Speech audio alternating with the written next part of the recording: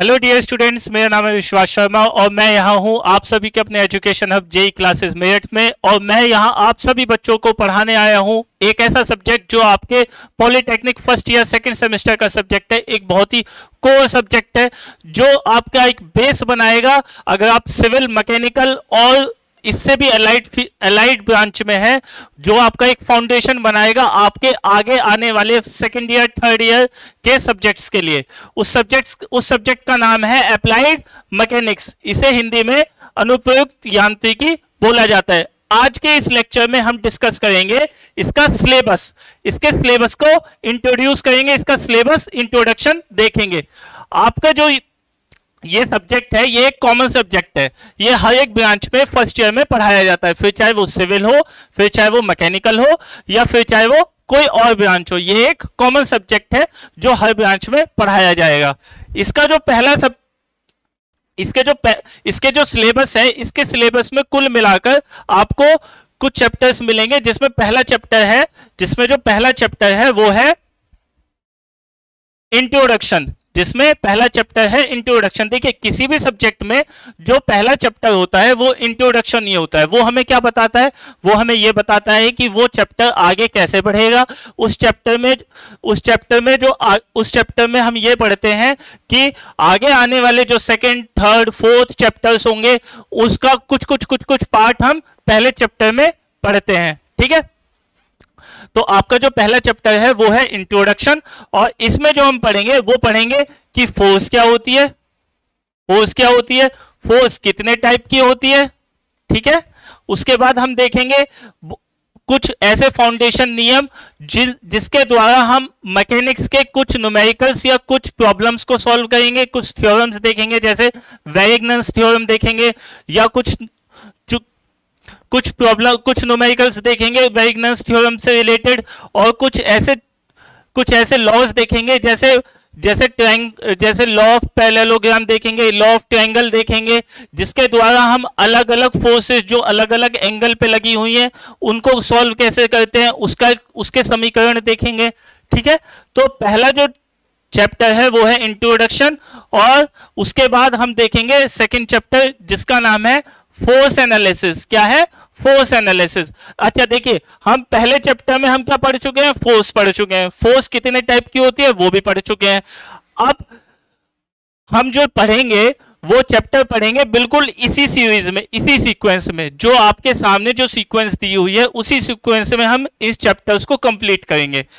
जैसा मैंने आपको बताया, इंट्रोडक्शन में हम फोर्स को देखेंगे, फोर्स के कितने टाइप होते हैं वो देखेंगे। ठीक है, उसके बाद हम ये देखेंगे कि फोर्स को एनालाइज कैसे करते हैं। देखिए, जब तक हम किसी चीज को समझेंगे नहीं, किसी चीज की जड़ को नहीं समझेंगे, तब तक हम उसका विश्लेषण नहीं कर पाएंगे। ठीक है, तो हम उस जड़ यानी फोर्स जो है उसको हम इंट्रोडक्शन में समझ चुके हैं। तब हम आएंगे सेकंड चैप्टर में। कौन से चैप्टर में? सेकंड चैप्टर में। सेकंड चैप्टर क्या है? बल विश्लेषण। बल विश्लेषण में हम देखेंगे फोर्स को एनालाइज कैसे करते हैं, मतलब फोर्स को रिजॉल्व कैसे करते हैं। मान लीजिए आपके पास यह एक पिंड है, इस पर आप एक बल ऐसे लगा रहे हैं, और कोई दूसरा इंसान है वो बल इसको ऐसे लगा रहा है। तो इन दोनों बलों के लगाने की दिशा तो सेम है, पर दोनों बलों के लगाने का तरीका अलग है। ठीक है, तो हम इस वाले चैप्टर में ये देखेंगे कि इस प्रकार से बल लगाने का क्या फायदा है, या इस प्रकार से बल लगाने का क्या फायदा है। ठीक है, तो इस वाले चैप्टर में फोर्स एनालिसिस में हम ये चीज समझेंगे। उसके बाद हम देखेंगे मोमेंट। थर्ड चैप्टर, मोमेंट को हिंदी में आघूर्ण बोला जाता है। क्या बोलते हैं? आघूर्ण बोलते हैं। आघूर्ण क्या है? देखिए, सेकंड चैप्टर में हम फोर्स को एनालाइज कर चुके हैं। ये जो सीक्वेंस बना है ये बहुत ही अच्छे तरीके से सिलेबस को इंट्रोड्यूस करके बनाया गया है। हम धीरे धीरे सारी चीजें क्रम दर क्रम आगे थोड़ा आगे बढ़ाते रहेंगे और उन्हें आगे समझते रहेंगे। हमने फोर्स को पहले चैप्टर में समझा, फिर फोर्स को एनालाइज किया, विश्लेषण किया सेकंड चैप्टर में। फिर फोर्स का उपयोग कैसे करते हैं, किसी भी पिंड पर जब हम बल लगाते हैं, एक बिंदु से कुछ दूरी पर जब हम बल लगाते हैं तो वह पिंड कैसा मोशन देता है, वह पिंड कैसे रिएक्ट करता है वो हम देखेंगे मोमेंट में। मान लीजिए जैसे फॉर एग्जाम्पल मैं आपको एक प्रैक्टिकल सिग्निफिकेंस देता हूं। जब हम गेट खोलते हैं तो गेट एक तरफ से बंद रहता है, एक तरफ से हिंज रहता है, दूसरी तरफ से खुला रहता है। जैसे ही हम धक्का देते हैं तो गेट ऐसे खुल जाता है। जब हमने बल लगाया, जब मान लीजिए ये गेट है, यहां से ये हिंज है, जब हमने बल लगाया यहां पे बल लगाया तो गेट खुल गया। तो ये जो एक्शन होता है, ये जो प्रोसेस होता है, यही होता है मोमेंट।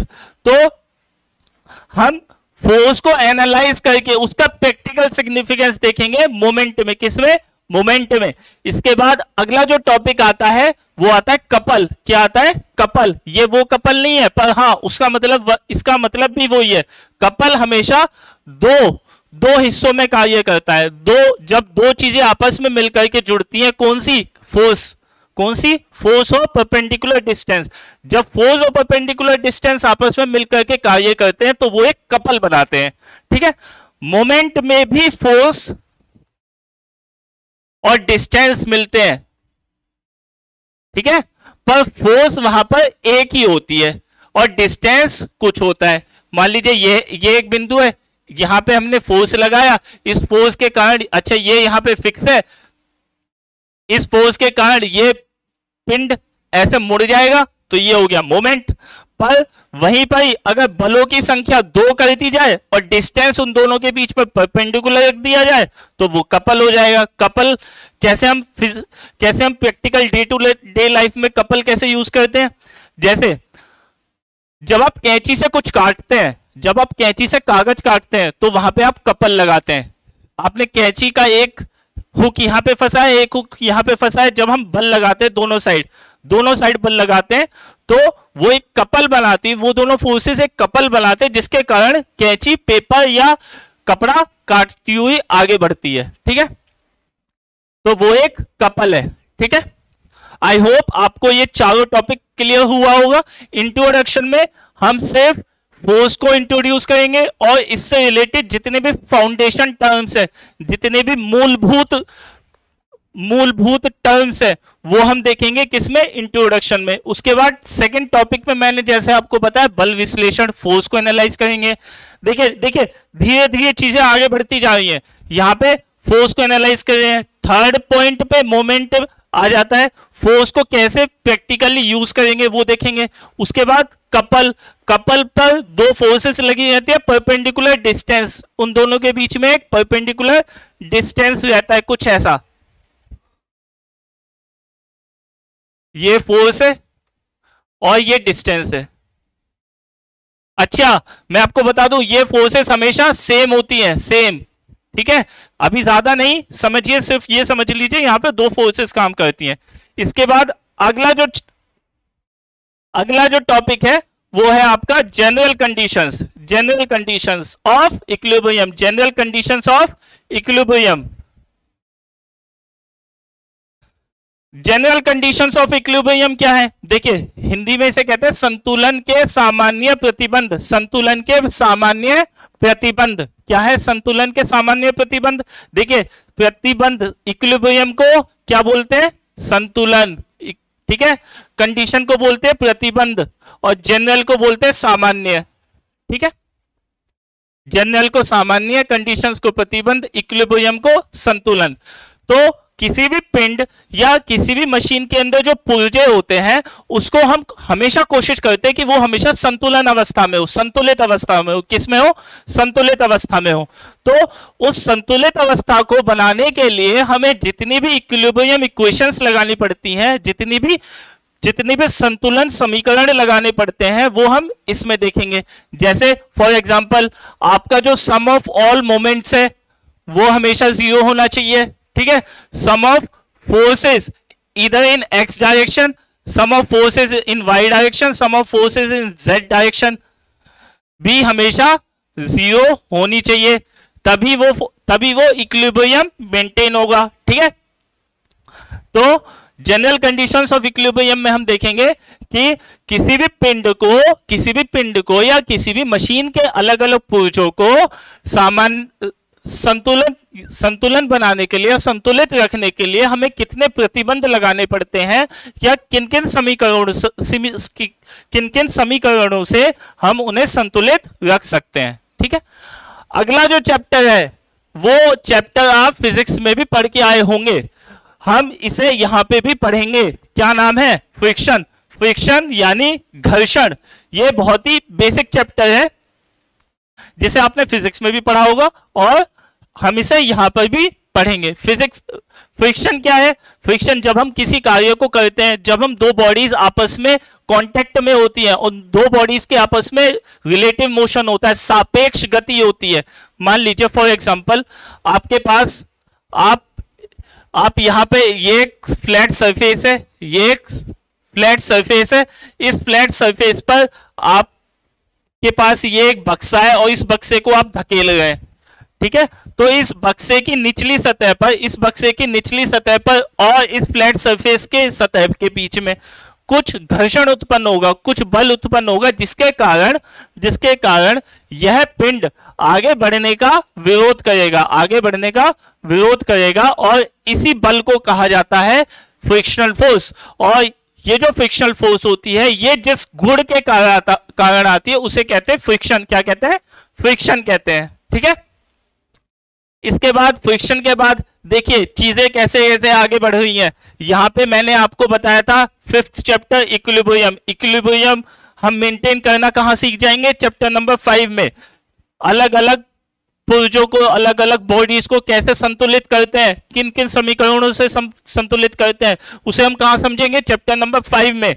उसके बाद आ जाएगा फ्रिक्शन। फ्रिक्शन कहां था? जहां भी दो बॉडीज, जहां भी दो पिंड आपस में सापेक्ष गति में हो और दोनों आपस में टच हो, दोनों के सतह आपस में टच हो। ऐसा नहीं है कि एक बॉडी ऐसे जा रही है सापेक्ष गति में, एक बॉडी ऐसे जा रही है, दोनों एक दूसरे के टच में नहीं है, तो वहां कोई फ्रिक्शन डेवलप नहीं होगा, वहां पे कोई घर्षण उत्पन्न नहीं होगा। घर्षण उत्पन्न होने की सबसे पहली कंडीशन होती है कि दोनों आपस में फिजिकली टच हो, दोनों आपस में सतही रूप से टच हुए हो। ठीक है, तो फ्रिक्शन के बाद देखिए चीजें बढ़ती हुई कहां आ गए? हम मशीन पे आ गए। कहां आ गए? मशीन पे आ गए। मशीन, जैसा मैंने आपको चैप्टर नंबर 5 में बताया था कि मशीन के पुर्जे कैसे संतुलित अवस्था में हम रखने की उन्हें कोशिश करते हैं, अदरवाइज मशीन के पुर्जे बिगड़ जाएंगे अगर हम उन्हें संतुलित अवस्था में नहीं रखेंगे। तो अगर जब हम ये चीज यहां पे नहीं सीखेंगे तो हम यहां पे मशीन जो हम चैप्टर पढ़ेंगे उसको हम कुछ नहीं समझ पाएंगे। इसलिए यहां पे चैप्टर नंबर 5 में इक्विलिब्रियम कंडीशन समझेंगे, फिर घर्षण समझेंगे, क्योंकि भाई मशीन है, मशीन के अंदर पुर्जे आपस में सापेक्ष गति से चल रहे हैं एक दूसरे के साथ फिजिकल कांटेक्ट बना करके। तो जब हम ये दो चीजें समझ चुके होंगे तो मशीन को भी बहुत आसानी से समझ लेंगे। क्यों? क्योंकि उसमें चैप्टर नंबर 5 का भी यूज होगा, चैप्टर नंबर 6 का भी यूज होगा। तो मशीन में हम देखेंगे कौन सी मशीन? Simple machine. कौन सी मशीन? Simple machine. आपके सिलेबस में सिंपल मशीन है, कंपाउंड मशीन नहीं है, कंपाउंड मशीन्स नहीं है, सिंपल मशीन्स देखेंगे। जैसे स्क्रू जैक कैसे काम करता है। ठीक है, लीवर कितने होते हैं? लीवर बहुत इंपॉर्टेंट। लीवर्स कितने टाइप के होते हैं? क्लास 1, क्लास 2, क्लास 3 लीवर्स क्या होते हैं सिंपल मशीन्स में। और क्या देखेंगे? लीवर क्या होते हैं, स्क्रू जैक क्या होता है, और पुली मैकेनिज्म क्या होता है। पुली आपने देखा होगा, कुएं से जो पानी निकालते हैं, बाल्टी ऊपर आती है तो ऊपर एक घिरनी लगी रहती है, उसके ऊपर से रस्सी आती है और रस्सी हम ऊपर से खींचते हैं। तो वो जो घिरनी होती है उसका उपयोग क्या है? वो कैसे हमारे लगाए हुए बल को कम करती है। जहां पे हमें उस बाल्टी को खींच करके ज्यादा बल लगाना पड़ता, वो घिरनी लगा के हम कैसे हमारे लगाए हुए बल को कम कर सकते हैं, वो भी हम इसमें देखेंगे, मशीन में देखेंगे। ठीक है, वो भी एक सिंपल मशीन है। ठीक है, इसके बाद सिंपल मशीन में हम देखेंगे वेस्टर्न डिफरेंशियल पुली। वो हम इंडस्ट्री में कैसे यूज करते हैं, इंडस्ट्री में उसका उपयोग क्या है। भारी जो लोड है, जैसे 100 किलो, 150 किलो, 200 किलो, 500 किलो के जो भार हैं, उसे कैसे एक आदमी आसानी से एक ही हाथ से ऊपर खींच लेता है। 10 फीट, 20 फीट, 40 फीट ऊपर तक खींचता रहता है सिर्फ एक हाथ के माध्यम से। एक हाथ के माध्यम से कैसे उसे ऊपर तक लेके जाया जाता है, वो भी हम इसी चैप्टर में देखेंगे, जिसका नाम है मशीन्स। उसके बाद जो आपका आखिरी चैप्टर है आपके सिलेबस के अकॉर्डिंग, वो है सेंटर ऑफ ग्रेविटी। क्या है? सेंटर ऑफ ग्रेविटी, जिसे हिंदी में कहते हैं गुरुत्व केंद्र। क्या कहते हैं? गुरुत्व केंद्र। सेंटर ऑफ ग्रेविटी क्या होती है? यह एक वह बिंदु होता है, आपने देखा होगा कि कोई भी पिंड है, मान लीजिए कोई भी पिंड है, आप उसे उंगली पर किसी एक बिंदु पर, उस पिंड का कोई भी एक बिंदु रख करके आप उसे संतुलित कर लेते हैं, ठीक है। वो बिंदु क्या होता है? वो बिंदु उस पिंड का सेंटर ऑफ ग्रेविटी होता है, सेंटर ऑफ ग्रेविटी होता है, ठीक है। यह वह केंद्र होता है जहां पर वह पिंड पूर्ण रूप से बैलेंस हो जाए, पूर्ण रूप से संतुलित हो जाए, ठीक है। तो सेंटर ऑफ ग्रेविटी भी हम देखेंगे, अलग अलग शेप्स की देखेंगे। जैसे आपने देखा होगा जो रेलवे के जो ट्रैक्स होते हैं, रेलवे के जो ट्रैक्स होते हैं, उसका जो सेक्शन होता है वो कुछ ऐसा होता है, आई सेक्शन होता है। कैसा होता है? आई सेक्शन होता है। वहां पे हम आई सेक्शन क्यों यूज करते हैं, आई सेक्शन ही क्यों यूज करते हैं, वो हम देखेंगे। हम ये देखेंगे कि आपने कहीं देखा होगा कि कहीं कहीं टी बीम यूज होती है, टी बीम यूज होती है, टी बीम ही क्यों यूज होती है वो भी हम देखेंगे। Centre of gravity I section के लिए कैसे निकालते हैं, टी सेक्शन के लिए कैसे निकालते हैं। अगर कोई सर्कुलर सेक्शन है तो उसकी सेंटर ऑफ ग्रेविटी कैसे निकालेंगे, सर्कुलर सेक्शन या स्फेरिकल सेक्शन का वह बिंदु कैसे पता करेंगे जहां पे वह सर्कल या वह बिंदु, वह सर्कल या वह स्फेयर या वह गोला पूर्ण रूप से बैलेंस हो जाए। तो वो हम चीज देखेंगे सेंटर ऑफ ग्रेविटी में। उसके बाद जो अगला चैप्टर है, कौन सा? ये 9वां चैप्टर। ये आपके सिलेबस में नहीं है। क्या नाम है जिसका, जो आपके सिलेबस में नहीं है, क्या नाम है उसका? मोमेंट ऑफ इनर्शिया या जड़त्व आघूर्ण। क्या नाम है? जड़त्व आघूर्ण। ये आपके सिलेबस में नहीं है, फिर भी हम देखेंगे, अगर हमें ठीक लगा तो हम इसे मोमेंट ऑफ इनर्शिया को आपको पढ़ाएंगे। इसमें हम देखेंगे कि मोमेंट ऑफ इनर्शिया यानी कोई भी बॉडी, किसी भी बॉडी का कुछ अगर डेफिनेट इनर्शिया है तो वो उस इनर्शिया के अबाउट जो मोमेंट डेवलप करेगी वो कैसे कार्य करेगा। तो इस वाले चैप्टर को हम देखेंगे जब हम पूरा सिलेबस यहाँ पे कंप्लीट कर चुके होंगे। आपका जो सिलेबस है वो यहाँ पे कंप्लीट हो जाएगा, आपका जो सिलेबस है वो यहाँ पे कंप्लीट है, चैप्टर नंबर 8 तक कंप्लीट है, ठीक है। ये चैप्टर नंबर 9 जो है ये आपके सिलेबस में नहीं है। किस में नहीं है? सिलेबस में नहीं है, ठीक है। तो आपको ये इंट्रोडक्शन, ये जो इंट्रोडक्शन है जिसमें आपके कितने चैप्टर है? 8 चैप्टर है। इसका जो स्मॉल इंट्रोडक्शन था ये मैंने आपको बताया। अगले वाले लेक्चर में हम जो स्टार्ट करेंगे वो इसका जो पहला चैप्टर है वो स्टार्ट करेंगे। वो स्टार्ट करेंगे कौन सा? इंट्रोडक्शन। आपको ये जो प्लेटफॉर्म है जेई क्लासेस, इसमें अगर किसी भी टाइप से कोई भी डाउट हो, किसी भी सब्जेक्ट या कोई भी टॉपिक में कोई भी डाउट हो, तो हमारा जो टेलीग्राम चैनल है आप उसे ज्वाइन कर सकते हैं। जेई क्लासेस के जेई पॉलिटेक्निक सेमेस्टर क्लासेस है, उसका टेलीग्राम चैनल है, आप उसे ज्वाइन कर सकते हैं। या आप कॉल कर सकते हैं, जो नंबर है 8650959597। आप कॉल करके भी अपनी क्वेरी या अपना डाउट क्लियर कर सकते हैं।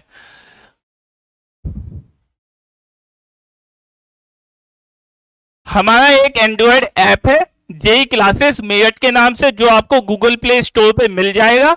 आप यहाँ पे गूगल प्ले स्टोर पे डालेंगे जेई क्लासेस मेरठ, आपको कुछ ऐसा इंटरफेस बन करके आ जाएगा। आप यहाँ पे इंस्टॉल करेंगे और इंस्टॉल करके ये ऐप आपके मोबाइल में इंस्टॉल हो जाएगा और आप इस ऑफिशियल ऐप पर जाकर के अपने आप को एनरोल कर सकते हैं और अपने डाउट भी वहां पर क्लियर कर सकते हैं। आई होप आपको ये सिलेबस इंट्रोडक्शन क्लियर हुआ होगा और इसके बाद हम स्टार्ट करेंगे अप्लाइड मैकेनिक्स, जो कि आपके फर्स्ट ईयर सेकंड सेमेस्टर का एक प्रमुख एक कोर सब्जेक्ट है। आपको ये सिलेबस इंट्रोडक्शन कैसा लगा आप बता सकते हैं। Thank you so much.